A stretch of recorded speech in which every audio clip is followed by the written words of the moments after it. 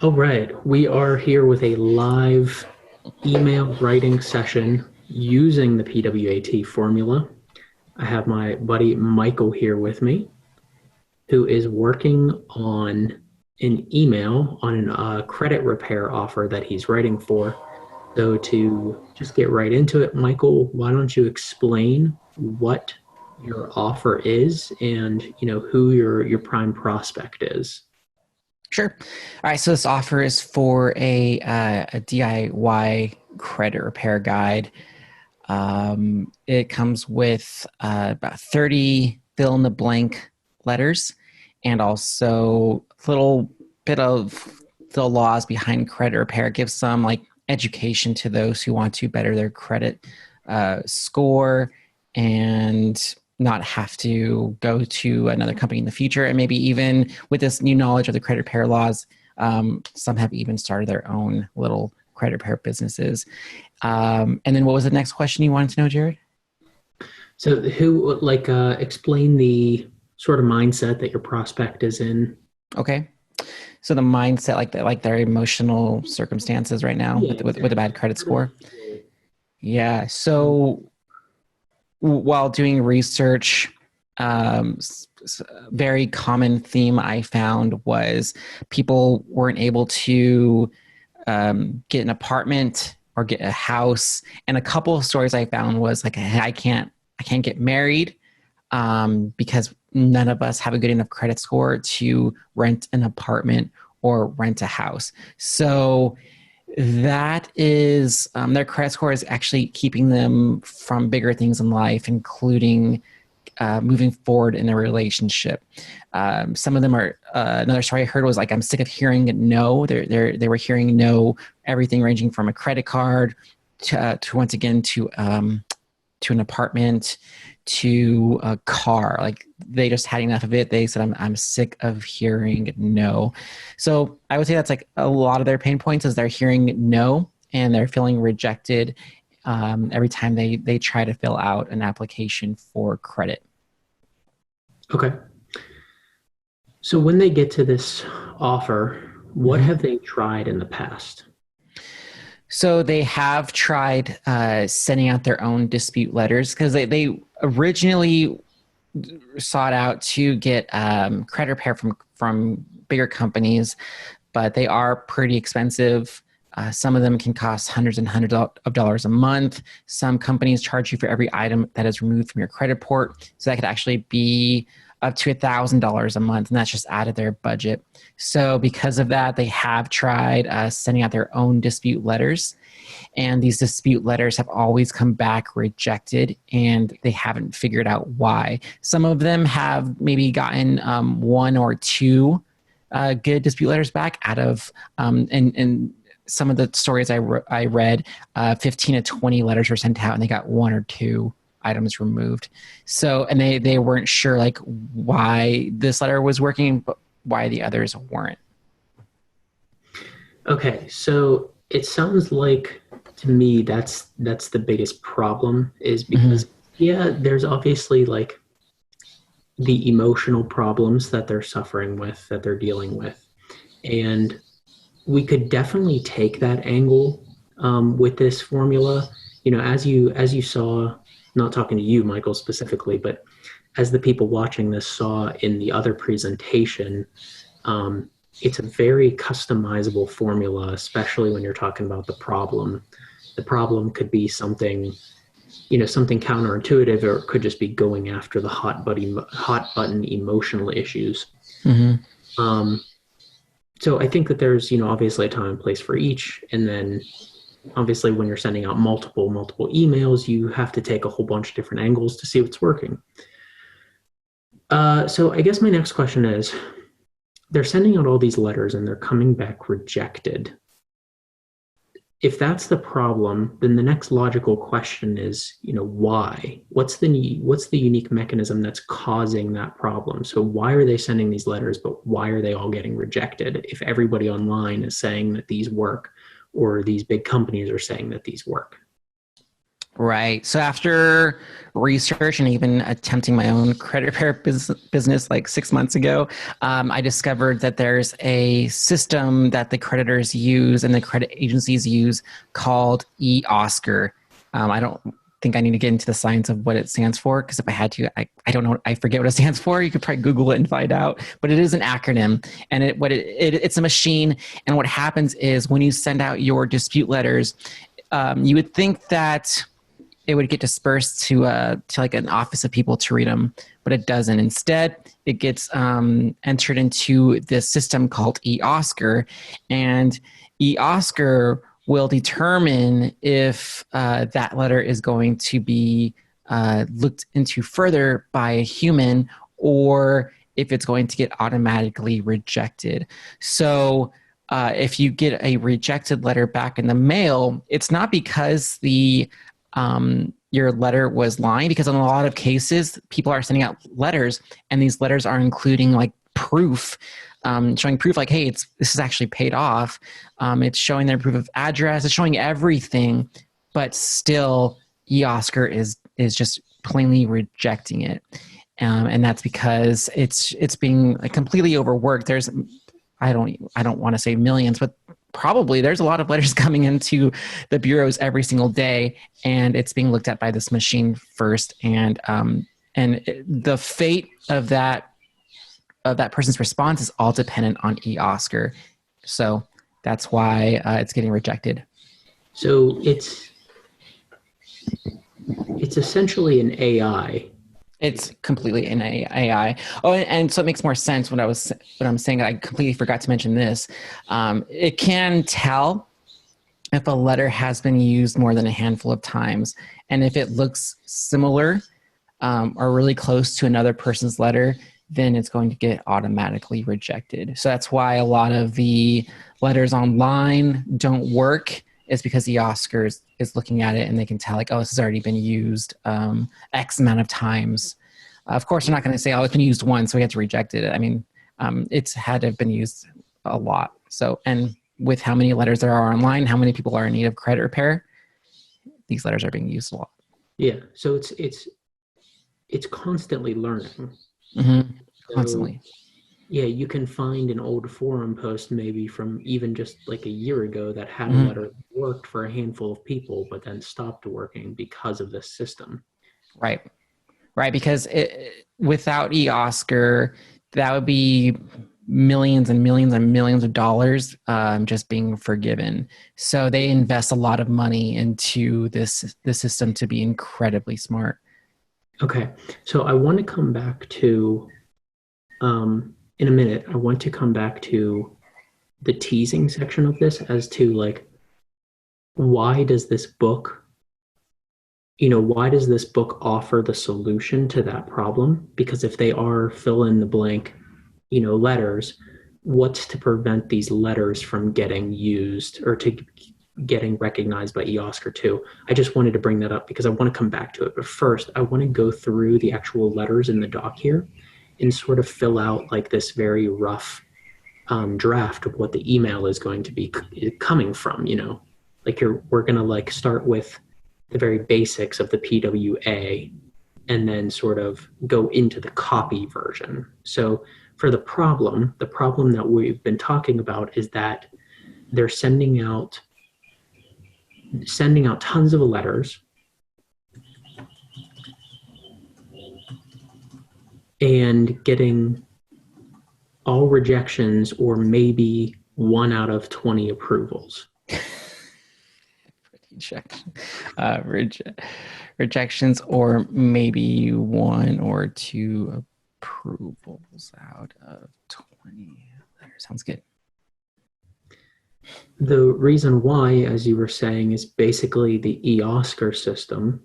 Does this still go in P or do I go to W? Oh, no. So this would be the Y, or the unique mechanism. So the reason that they're getting all of these rejection letters is that their letters aren't getting to humans.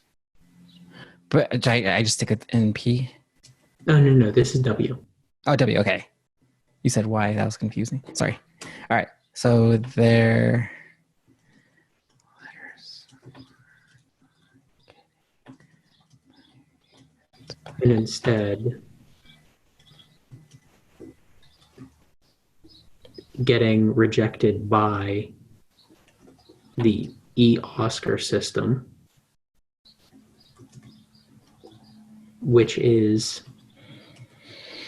an AI software that learns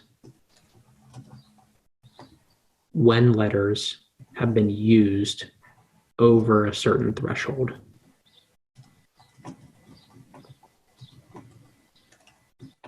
It's like a gatekeeper. Yeah.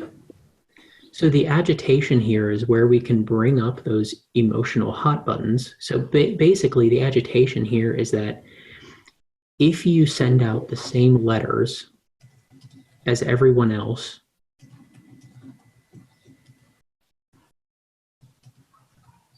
including the big agencies, then you're going to continue facing those disapproval letters.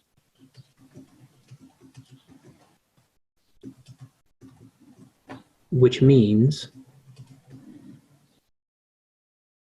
that they're going to be facing the emotional hot buttons. So which means that they won't be able to get a house or get approved on, you can just fill in like 3 things there.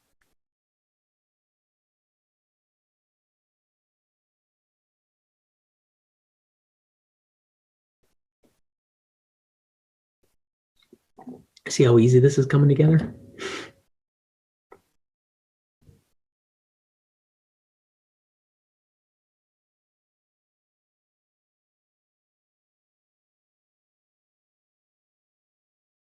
So then the start of the T's is basically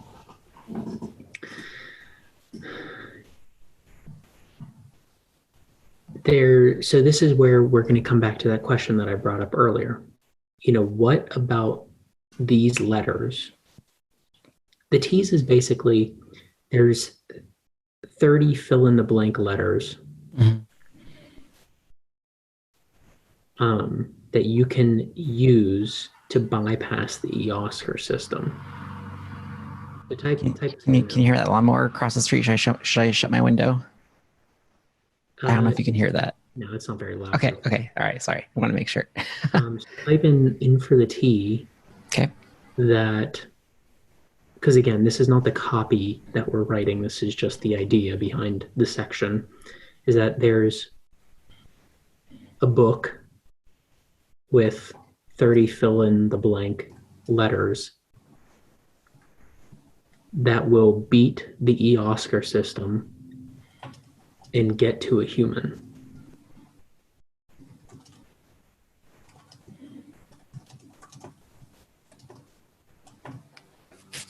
Right? Okay, so this is where we're also going to sort of get into the unique mechanism of the T's here, of the offer. What about these letters prevents them from getting triggered or from getting flagged by eOscar? Is it because they're fill in the blank that automatically makes them totally different than just something that they would download online? Is it just the fill in the blank that causes that? Yeah, and there's also some special verbiage at the bottom of the letter that it also helps bypass eOscar.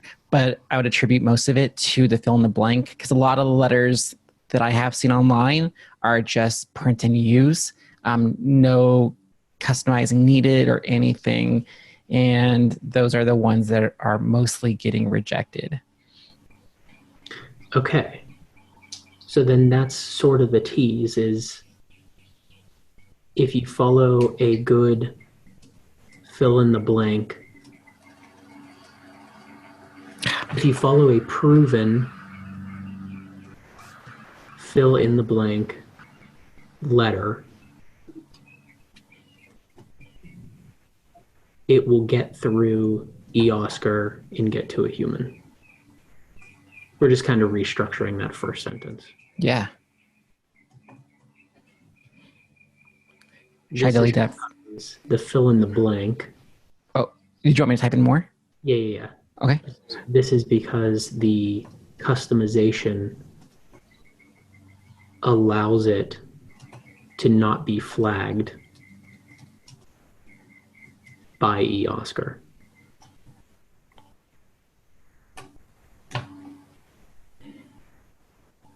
Okay, so there we go. So now we have the full PWAT structure. We know the problem. We have a cohesive, coherent logic flow from the problem, the big problem that they're facing. We have the counterintuitive or like the revealing why you're actually having that problem. So we're also like demonstrating good value within this email itself. And then we're agitating the shit out of them by bringing up the emotional hot buttons. Like, look, if you don't solve this problem, then you're just going to keep being where you are. You're not going to get a house. You're not going to get a car or even a small credit card. And then we tease the fact that you have to beat eOscar, you have to use a fill in the blank letter that allows it to not be flagged. So that's like, see how amazing letters just keep that coherent thought and that coherent, like persuasive conversation, really. Yeah. That was awesome. So now we can just sort of start typing with what we have as like the actual email.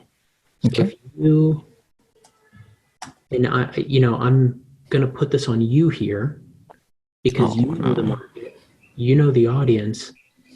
The first line, as I talk about in the like bulk of the training on this, is that your main line, your first line is 80-20 of the email, right? You have to get them into your email with a big first line that's either super pain driven or curiosity driven or counterintuitive, right? So, and you don't have to overthink this almost, because again, this is just like the first part of the editing process of going from that, what's the problem, what's the reason why it's a problem, whatever. So we're just going to type like the shitty version of the email right now. Okay. So if you were talking to somebody, if you were talking to your prospect, and you had to like, what's the first line that you would say if you knew that this person across the table from you that you're like chatting with was getting all of these rejection letters, and they were expressing this concern? What's that first line that you would say to them? Just like this hard-hitting, emotional, sort of driven, or even just calling out the pain. Yeah. Well, I would empathize, saying like, I know how much it sucks hearing the word no, not only from like getting approved for a loan to even your dispute letters. Because I just thought of that right now. Like, not only are they hearing no from getting approved, but they're also hearing no, like, no, your item belongs in your credit report. It's not going anywhere. So there's a couple, this kind of brings up something that just I think about intuitively, but haven't really expressed. There are some different ways to enter the conversation, to enter this email formula that kind of work all the time. If you're going with like a counterintuitive angle, you can say, did you know? Or like for this example, it might be, did you know that the reason you're getting all of these rejection letters is because there's actually an AI software that scans them before they ever even hit a human? Something like that. So I kind of like the layman's explanation as the first line. Yeah, because we're letting in that we know what their problem is, but we're also including sort of the unique mechanism into that first line as well, which we can then expand on, right? So the other thing with this formula is that it doesn't have to be so divided and this line has to be just problem and this line just has to be the reason why why it's a problem. They can mesh together, so the first line can be a mix of the problem and why it's a problem. Okay. to create Cool. that counterintuitive angle. So maybe we just start there. Did you know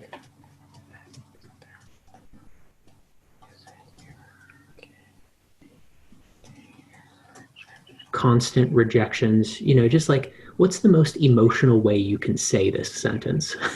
Yeah. Like, how can you just poke them? I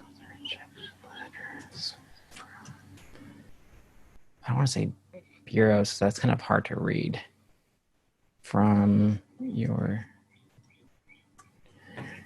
is You could just say from your creditors, or from the creditors, or something.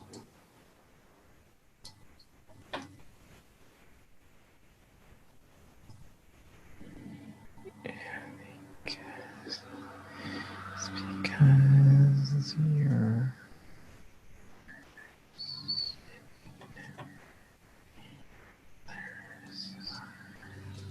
Never even read by human eyes. You can, and just like ... there, right? okay. We're just creating this Okay. like really big sense of, wait, what? How? What are they throwing them away? Are they, why are people not reading my letter that I'm sending them? Yeah. Like that in and of itself is like a huge irritation, right? I'd be pissed off to find out that my letters are just based on this line would make me think they're getting thrown in the trash, or that they're just like getting automatically,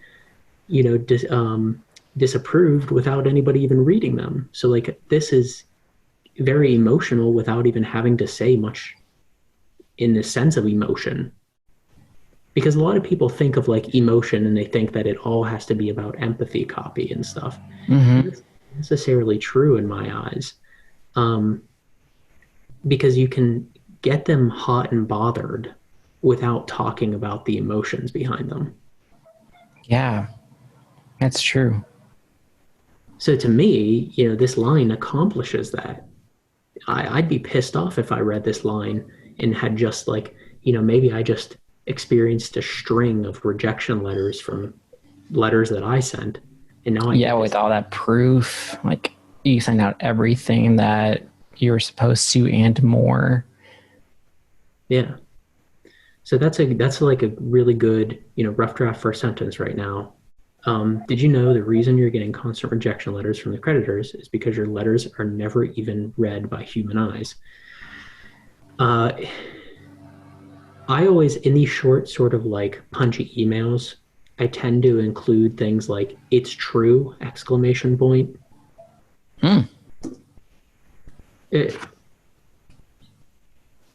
like that. In fact, and then here's where you would start going into, why? Why are they not read by human eyes? So did you know that the reason you're getting constant rejection letters from the creditors is because your letters are never even read by human eyes? It's true. In fact, what's actually happening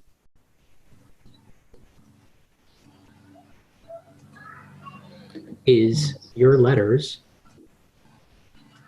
and just describe the process now, are getting scanned by eOscar, which is this. Getting scanned by, should I say like by an AI? Yeah, by an AI software called eOscar. And I found out that eOscar is owned by the big credit bureaus.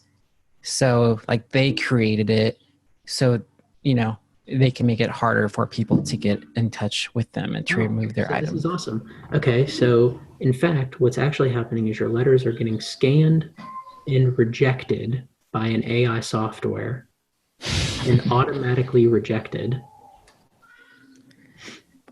Scanned and They're called eOscar ... eOscar is, and then describe eOscar. So eOscar. I have a really good explanation in one of my docs from Stefan's RMBC. Should have had that ready. It's all fine because I don't think we're going to do this like from beginning to totally polished. I just want to show, Okay. demonstrate how to go from nothing to using the letters to coming up with like a good, rough draft. Because then once you have the rough draft, it's just about cleaning things up. Okay. In fact, it's So, actually in happening fact, as your what's actually letters. happening is your letters are getting scanned and automatically rejected by an AI software called eOscar. eOscar is And is the software. I kind of want to. Oh, Good. sorry. I was going to say, could we add in more like kind of a layman explanation that's kind of like a gatekeeper? Yeah. So you could say eOscar is the gatekeeper, in quotations, between you and a human credit specialist or whatever they're called. Yeah, I'll have to look that up. Yeah, I forget what they're called. If eOscar flags your letter, then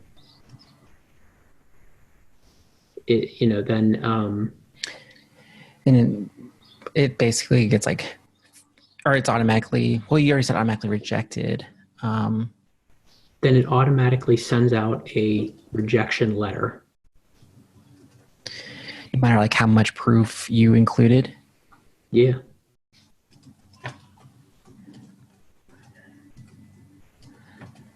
Because that's like one thing that people like are complaining about. Like I've sent them everything. I sent them a picture of my photo ID. I sent them a photo of my current bill. I sent them proof that it was actually like I actually paid off the debt. Still, it keeps on getting rejected. So, yeah.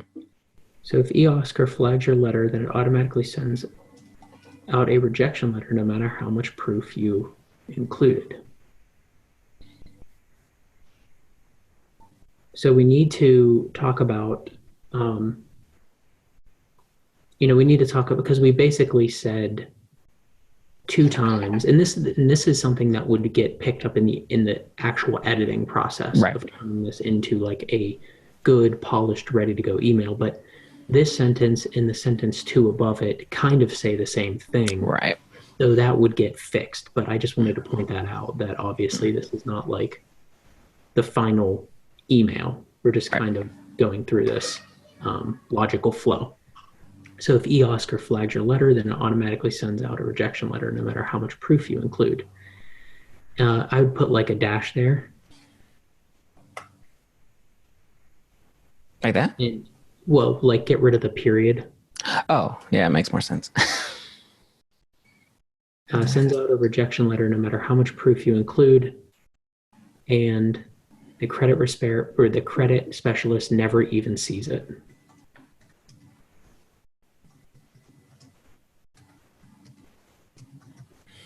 And again, obviously, if you're going to use this, you'd have to go back and figure out what the real term is for somebody who Right. does Right. this. Okay, so since eOscar is an AI software, comma, it's constantly learning.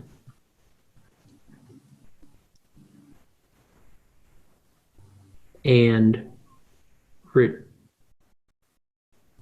it's constantly learning and starts rejecting letters based on how many times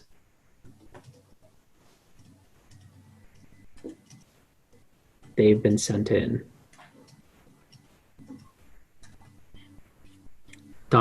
meaning, comma, if you use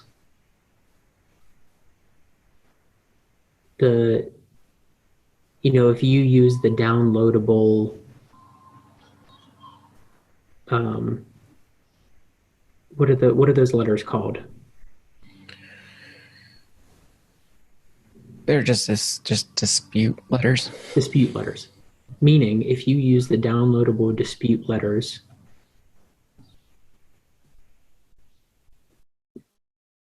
they'll probably be rejected because so many other people are using them as well.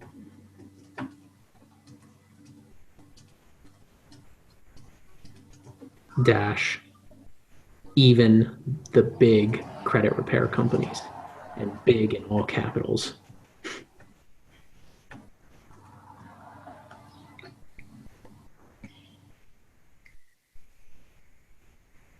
And then now we would like agitate, right? So now we don't have to bring up the emotional agitations here. You can, if you can make it fit in well. So if you can figure out a way to really transition into the buy, you won't be able to buy a house, buy a car, even get a small credit card. So meaning if you use the downloadable dispute letters, they'll probably be rejected because so many other people are using them as well, even the big credit repair companies. Yeah.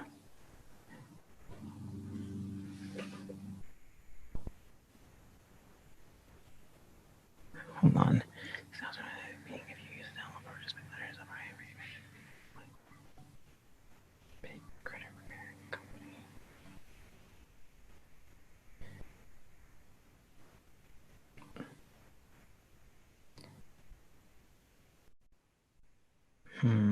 And I don't know if this would make this would sound good, but and it's because of these letters that many people like you keep hearing no when it comes to getting approved for a credit card, a house, or etc. I might say something like, so, comma, no matter how many of these letters you send in, you'll still be rejected from a home loan, car loan, or even a small credit card. Yeah, like that. Be rejected for a home loan. Oh my God.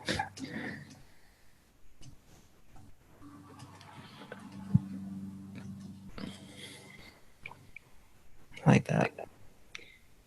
And then now we would transition into the T's, into the, the call to action.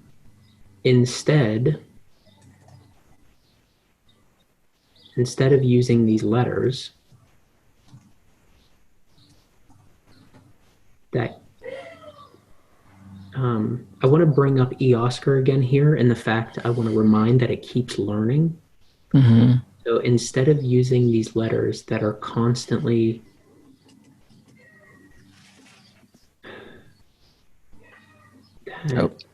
I did not. Instead of using these letters that Oscar is constantly learning to flag down,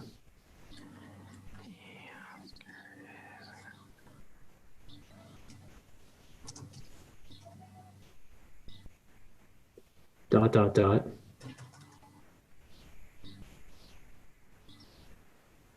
And then here's where we would bring up, the fill in the blank letters, or not even bringing up the fill in the blank necessarily, but bringing up like, instead of using these letters that Oscar is constantly learning to flag down, you must, all capitals, send just the word must. Well, okay. It doesn't matter. It really doesn't matter. Okay. Send customizable or customized letters that are also proven to, you must use customized letters that are proven to bypass Oscar and get to a human.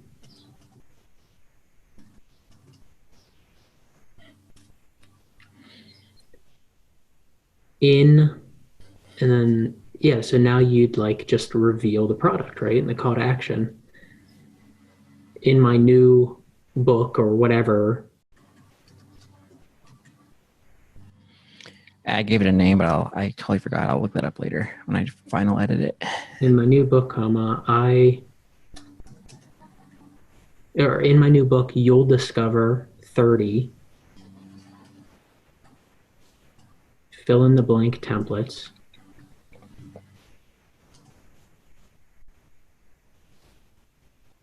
that are customizable to or customized to you. I would put you in all capitals, just to like Yeah, I like that. ...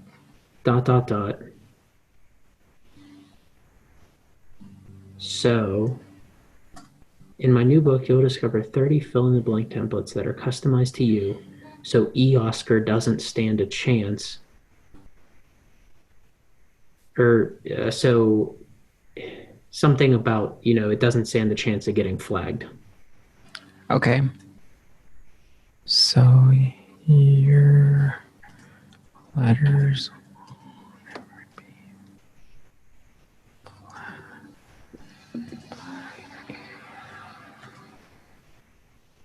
like that. Yep. And now you can bring up just like, you can end with something good, like the transformation. So your letters will never be flagged by Oscar again, which means you'll start seeing, and this is just, again, like the shitty version, which means you'll start seeing approval letters instead of rejection. Something that's just like a benefit, something that's not even necessarily a benefit, but it's just like a good outcome. Which means you'll start seeing approval letters instead of rejections, ... and negative items actually being removed from your credit reports.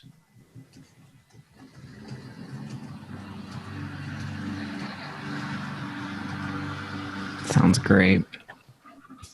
And then call to action. So, or the sign off or whatever. Yeah. Shitty version. So I guess whatever, like click here to discover these 30 fill in the blank templates.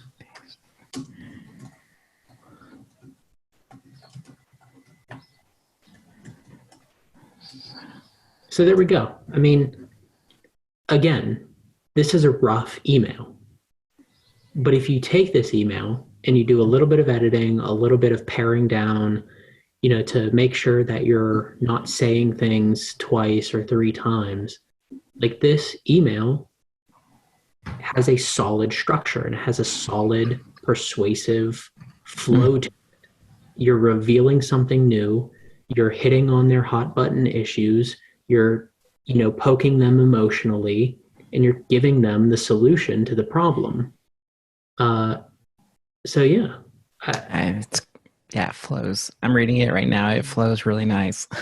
After I even do more edits, it's gonna be stellar. Yeah, it's gonna be great. And so that's the beauty of the PWAT. It's not so hard and fast that you have to